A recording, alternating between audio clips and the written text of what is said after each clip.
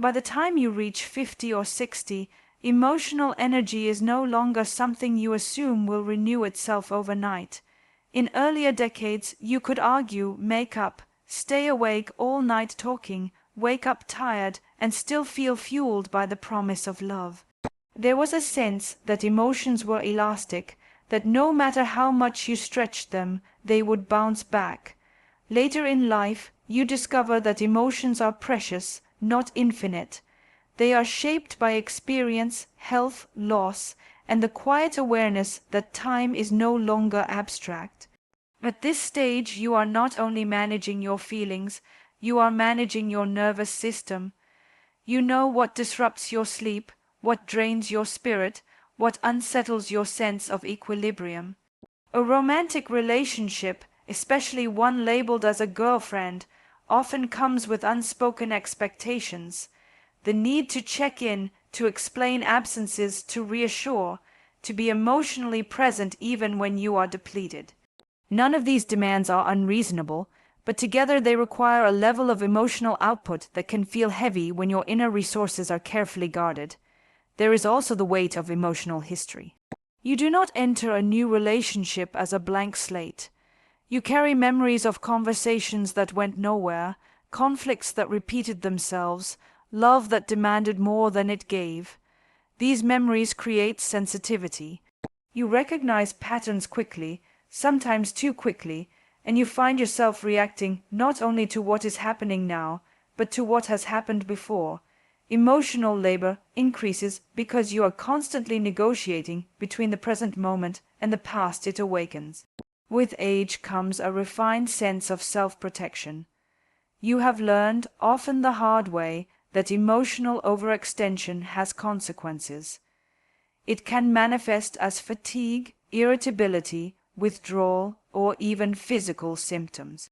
Where younger love was fueled by urgency, later love is filtered through caution. You ask yourself whether a conversation is worth the effort, whether a disagreement deserves your energy, whether the emotional investment will bring nourishment or simply more complexity. Another layer is the responsibility of emotional containment. In mature relationships, people often lean on each other for support during health scares, family issues, or existential fears. While companionship can be deeply comforting, it can also quietly transform into caretaking. You may find yourself absorbing someone else's anxieties while trying to manage your own. Emotional taxation does not announce itself loudly. It accumulates slowly through repeated moments of self-suppression in the name of harmony. At this age, peace becomes a form of wealth.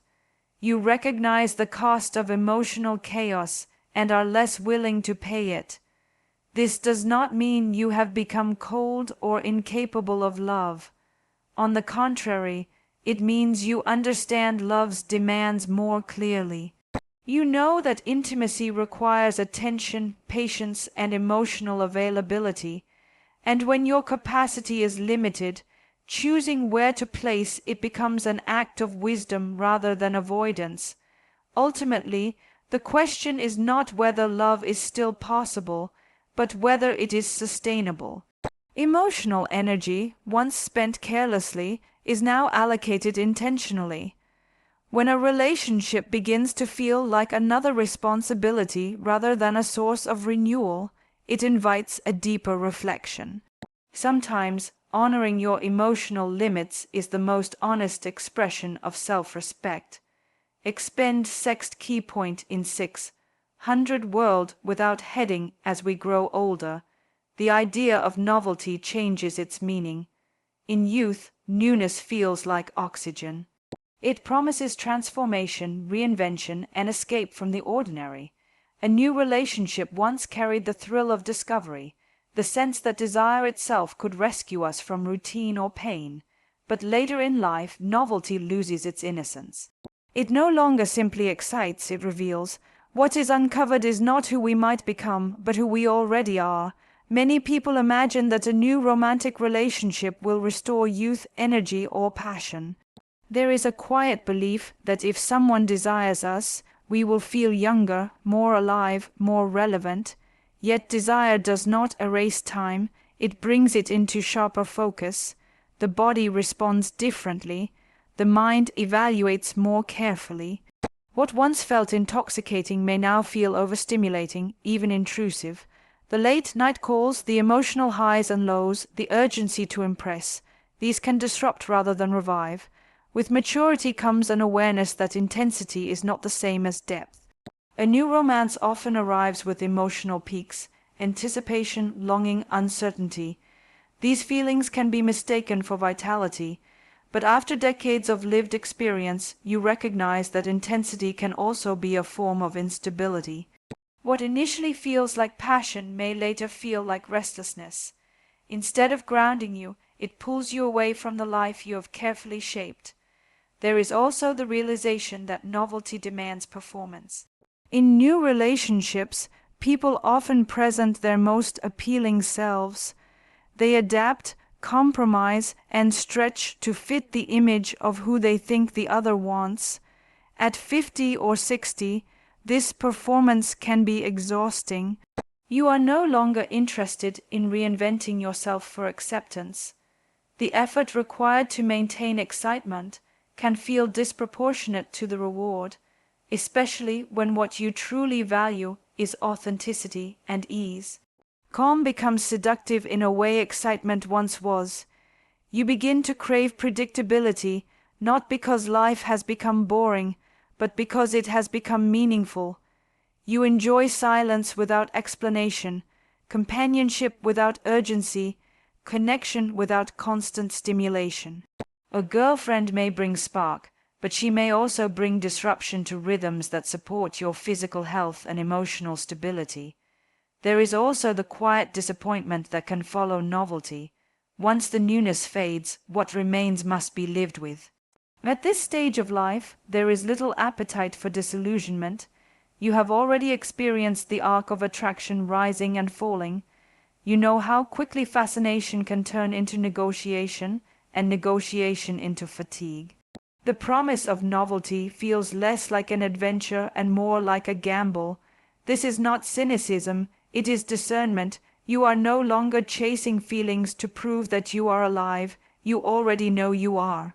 The question becomes whether a new relationship adds to that aliveness or fragments it. Sometimes the most honest conclusion is that what you seek is not more excitement, but more harmony. In later life, novelty is no longer a goal, it is a test. And often it reveals that peace, once overlooked, has become the truest form of desire. Expend thirst key point in 6. 100 world without heading freedom in earlier years often feels like rebellion. It is defined by movement, by breaking away, by proving that no one can tell you who to be or how to live. You bend rules, change directions quickly, and wear independence as a badge of courage. But later in life, freedom becomes quieter and more deliberate. It is no longer something you fight for, it is something you cultivate. It shows up in the small, ordinary choices that shape your days and protect your well-being. By the time you reach 50 or 60, freedom is deeply connected to rhythm. You have learned the pace that suits your body and mind. You know when you need rest, when you need solitude, when you need stimulation, and when you need nothing at all. These rhythms are not random. They are earned through years of trial and error. Introducing a romantic partner often requires renegotiating them. Mealtimes, sleep patterns, social commitments, even how you spend your weekends. What once felt like compromise can now feel like disruption. There is also the freedom of mental space. Living alone or without romantic obligation allows thoughts to move without interruption. You can reflect without explaining, decide without consulting, change your mind without justification. A girlfriend, even a loving one, introduces a constant awareness of another person's expectations and reactions. This awareness is subtle but persistent. Over time, it can crowd the inner quiet that many people come to treasure later in life. Financial freedom also takes on greater importance. At this stage, resources are often finite and carefully managed. Decisions are made with long, long-term security in mind rather than possibility alone. A romantic relationship can blur boundaries, shared expenses, unspoken obligations, future planning. Even when handled responsibly, these considerations can feel constraining. What once symbolized partnership may now feel like exposure or risk. Emotional autonomy is perhaps the most delicate form of freedom. After decades of relationships, you understand how easily moods become entangled. Another person's anxiety, disappointment, or dissatisfaction can subtly shape your emotional landscape. When you live freely, your emotional state belongs to you. You are not constantly adjusting, soothing, or anticipating. This autonomy allows for a steadiness that is deeply comforting after years of emotional turbulence. There is also the freedom of identity. Later in life, many people finally feel aligned with who they are. They dress as they please, speak more honestly, and care less about approval. A new romantic relationship can unconsciously pull you back into old roles: provider, protector, pleaser, or performer. Even with the best intentions, these roles can dilute the authenticity you have worked hard to reclaim. Choosing freedom at this age is not about rejecting connection. It is about honoring self-knowledge. You know what costs you are no longer willing to pay. You understand that freedom is not the absence of love, but the presence of choice. And sometimes the most loving choice you can make is to preserve the life you have finally learned how to live. Expend forced key point in 600 world without heading. By the time people reach their 50s or 60s, life is no longer a clean page waiting to be written on. It is a layered manuscript filled with chapters that cannot be erased.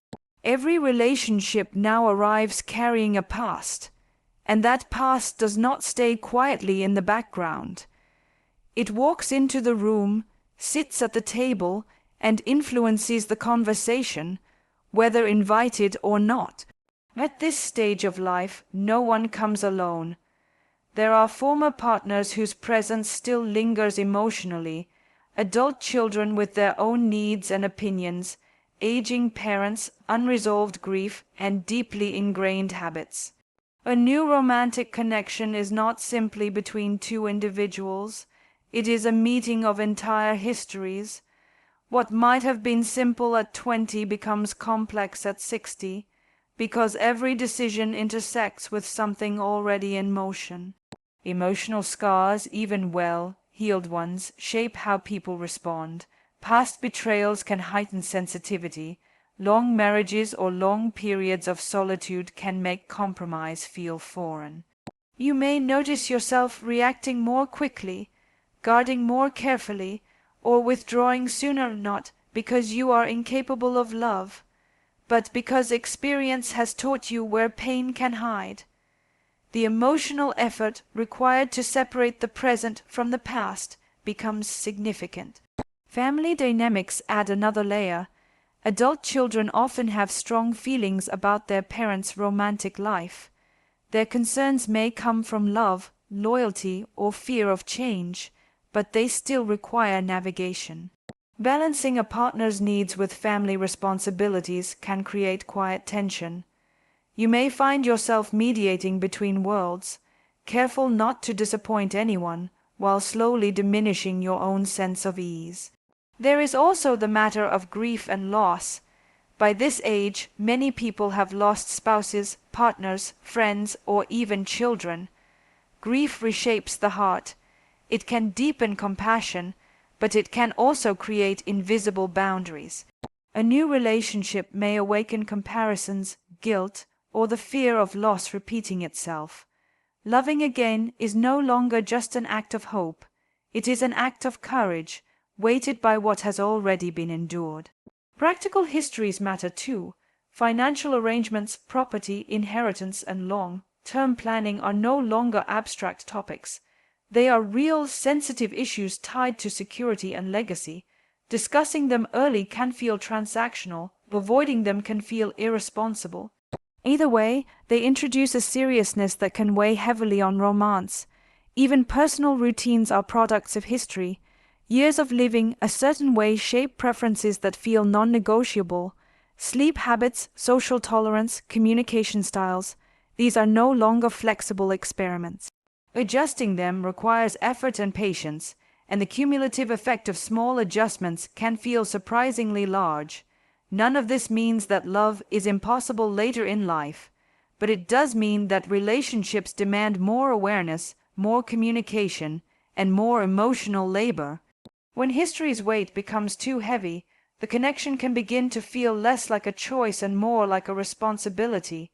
Sometimes recognizing this complexity leads to a simple, honest conclusion that preserving harmony may matter more than pursuing romance. Expend fifth key point in 600 World without heading Solitude is often misunderstood, especially in cultures that equate being alone with being incomplete. For much of life, partnership is presented as the ultimate proof of success, stability, and emotional health. Yet later in life, solitude can take on an entirely different meaning. It becomes less about absence and more about presence. The presence of self, of peace, of clarity that no longer needs validation. By 50 or 60, many people have spent decades accommodating others. They have adjusted their schedules, softened their opinions, delayed personal desires, and reshaped their lives around relationships. Solitude, when it arrives by choice rather than circumstance, can feel like a long, awaited exhale. It offers space to hear one's own thoughts without interference, and to feel one's own emotions without the need to manage or translate them for someone else. There is a particular dignity in chosen solitude. It is not a retreat born of fear or rejection, but a conscious alignment with one's inner reality. You wake up to days that belong entirely to you. Your time is not fragmented by negotiation or compromise. This autonomy can foster a deep sense of self-respect, one that comes from honoring your needs rather than silencing them. Solitude also allows for a different kind of intimacy, one that is internal. You develop a more honest relationship with yourself, noticing patterns, desires, and limitations without distraction. This self-connection can be profoundly stabilizing, especially after years of emotional turbulence. It creates an inner companionship that is reliable and steady, unthreatened by misunderstanding or conflict. In later life, energy becomes selective. You are more aware of what drains you and what restores you. Solitude can be remarkably nourishing. It provides rest from emotional labor, from constant responsiveness, from the subtle pressure to be on. Without the need to perform or please, the nervous system settles. This calm is not emptiness. It is fullness of a different kind. There is also a quiet creativity that solitude invites. Freed from relational demands, many people rediscover interests that were long postponed. Reading, writing, walking, reflection, spiritual practices. These pursuits may not impress anyone else, but they deepen one's relationship with life itself. Meaning becomes something you cultivate rather than something you seek through another person. Choosing solitude does not mean rejecting love or human connection. It simply means redefining it. Friendship, community, family, and occasional companionship can provide richness without the weight of romantic expectation. Love becomes more spacious, less possessive, and less demanding. In this light, solitude is not a failure of connection but a refinement of it. It is a choice grounded in self-awareness, not resignation. For many, it represents the most honest expression of where they are and what they need. And sometimes, the bravest decision is to stand comfortably alone, trusting that wholeness does not require an audience. Expend sixth key point in 600 World without heading in earlier stages of life. Love is often driven by urgency. There is a sense that time is abundant and mistakes are reversible. Desire leads and discernment follows later, usually after consequences have already appeared. But as people move into their 50s and 60s, this order quietly reverses. Experience reshapes priorities. Feeling something strongly is no longer enough to justify acting on it. At this stage, discernment becomes an essential form of wisdom. It is the ability to pause, to evaluate not only what attracts you, but what sustains you. Desire may still spark interest, curiosity, even longing, but it no longer holds absolute authority. You ask different questions now. Will this relationship bring steadiness or disturbance? Will it add clarity to my life or complexity? Will it support who I am becoming or pull me back into patterns I have already outgrown? Discernment is not about suppressing emotion. It is about contextualizing it. You recognize that chemistry can be powerful yet misleading. It can mask incompatibilities, minimize red flags, and create a false sense of alignment. With maturity, you have learned that attraction does not equal suitability. What matters more is how a relationship functions in everyday life, not how it feels in moments of intensity. There is also a clearer understanding of cost. Every relationship requires investment, time, emotional energy, attention, compromise. Earlier in life, these costs feel like necessary steps toward growth. Later in life, they are weighed more carefully.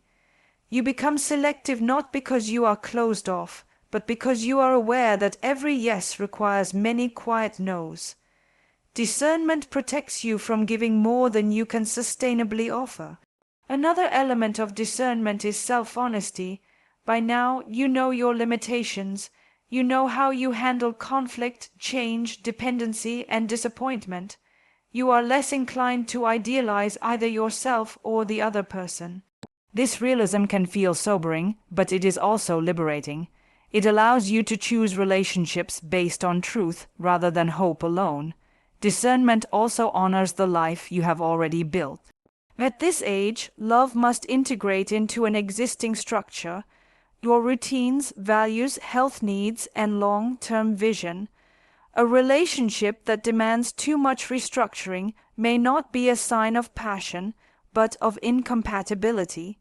The goal is no longer to be swept away, but to remain grounded while connecting. Ultimately, discernment reframes the purpose of love. It is no longer about filling a void or proving worth. It is about companionship that respects autonomy, intimacy that does not consume, and connection that enhances rather than disrupts. Desire may open the door, but discernment decides whether to walk through it. In later life, choosing not to pursue a relationship can be just as intentional and meaningful as choosing one. Both decisions require courage. Both reflect a deep commitment to living consciously.